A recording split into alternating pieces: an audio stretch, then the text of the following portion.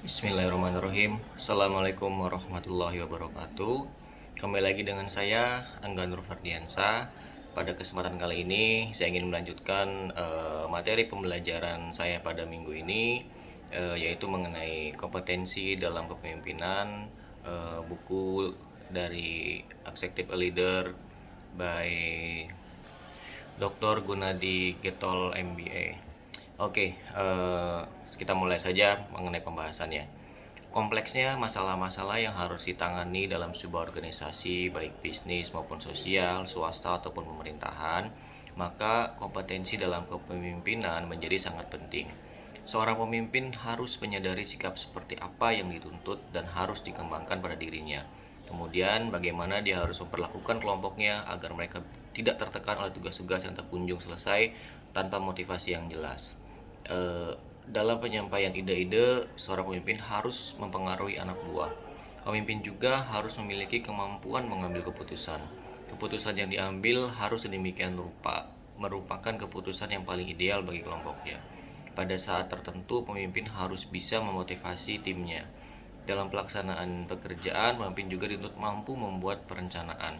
Dia harus membagi tugas-tugas secara merata dan baik, menentukan dan menempatkan anggota-anggotanya pada tugas-tugas yang cocok, kemudian mengarahkan mereka dan dalam menjalankan tugas dan lain-lainnya. Kompetensi dalam kepemimpinan terdiri dari kemampuan dalam berbagai aspek antara lain satu yaitu aspek pengetahuan dan wawasan yang luas. Yang kedua yaitu aspek keterampilan manajemen yang terdiri dari membuat konsep dan perencanaan, menjalin hubungan antar anggota, melakukan pekerjaan secara teknis. Yang keempat yaitu aspek keterampilan memimpin, terdiri dari pendelegasian wewenang dan tugas, mengarahkan dan motivasi, lalu keterampilan berkomunikasi secara asertif dan persuasif.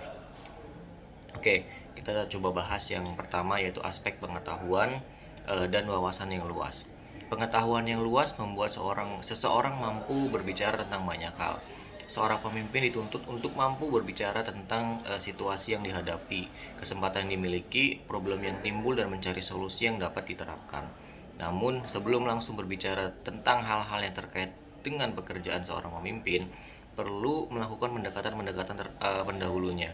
Pendekatan ini dilakukan melalui diskusi tentang berbagai hal dari urusan bisa jadi hobi, politik, budaya, hubungan masyarakat dan lain-lain. Untuk melakukan hal ini, seseorang harus membaca berita-berita di surat kabar, majalah internet dan sumber-sumber berita lainnya. Pendekatan ini bertujuan untuk mencari persamaan antara kita sebagai pemimpin dengan kelompok dalam berbagai hal.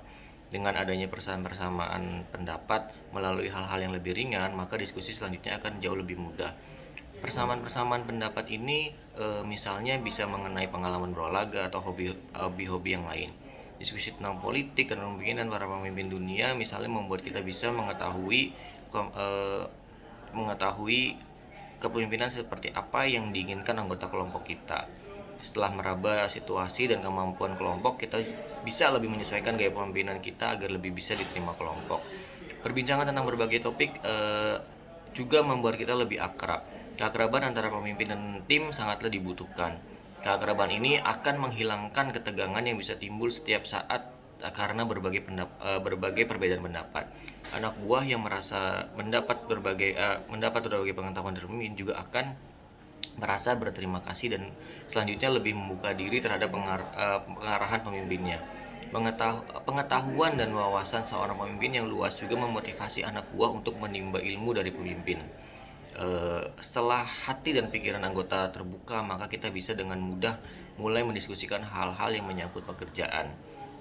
Pertama-tama sebagai pemimpin kita harus memperkenalkan secara menyeluruh isu-isu yang penting.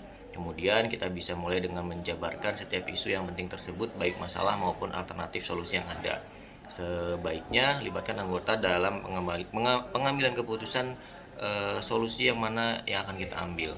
Dalam diskusi tentang masalah-masalah dan solusi-solusi, kita bisa mencek tingkat kesiapan anggota kita yang diberikan kewenangan untuk menyelesaikannya nanti. Anggota-anggota yang terampil dalam diskusi bisa menjelaskan secara rinci langkah-langkah yang mereka usulkan mungkin lebih siap dari yang lain.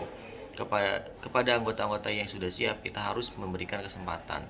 Usahakan kita tidak terkesan menggurui, meskipun mereka adalah anggota kita. Di luar pengetahuan formal yang kita dapatkan pada saat kita di sekolah atau di bangku kuliah, maka untuk menambah pengetahuan kita bisa membiasakan diri membaca baik dari sumber-sumber berita ataupun dari video-video yang bermanfaat.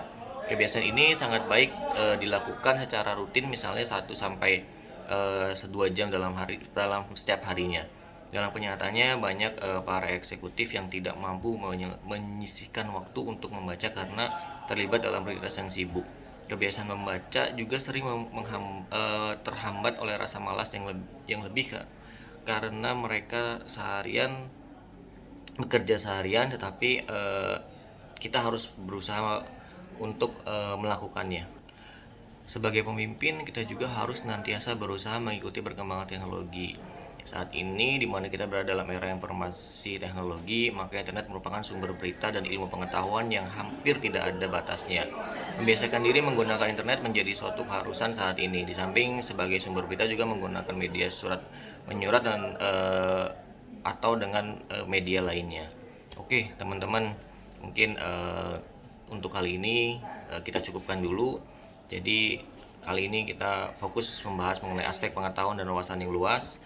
Pada kesempatan berikutnya saya akan coba membahas mengenai aspek pengalaman yang cukup. Oke, terima kasih banyak buat teman-teman untuk waktunya. Mohon maaf jika ada kesalahan. Wassalamualaikum warahmatullahi wabarakatuh.